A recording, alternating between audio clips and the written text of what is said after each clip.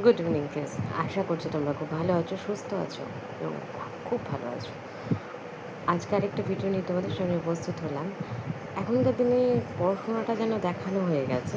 কেউ ভালো মার্কস পেলেই ফেসবুকে স্ট্যাটাস, উচ্চ মাধ্যমিক মাধ্যমিকের রেজাল্ট বেরোলেই ফেসবুকে রেজাল্ট, 1-2তে উঠলেই ফেসবুকে রেজাল্ট। এগুলো কিন্তু তার সন্তানদের পক্ষে, আপনাদের সন্তানদের পক্ষে খুব ক্ষতিকারক হয়ে যাচ্ছে।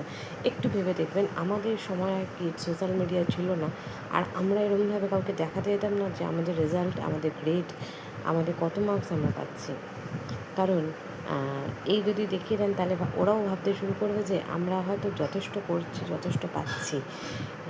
এইভাবে যদি আমরা তাদেরকে এখন থেকেই সোশ্যাল মিডিয়াতে ঢুকিয়ে দিই, এই বয়স থেকে, ছোটো বয়স থেকে 1-2-3 থেকে, তাহলে কিন্তু আমরা নিজেরাই আমরা নিজেদের সন্তানদের বা বাচ্চাদের ভবিষ্যৎ নষ্ট করার জন্য প্রথমত দায়ী হয়ে থাকবো। তোমরা কমেন্টে জানিয়ে ভুল বললাম না, ঠিক বললাম।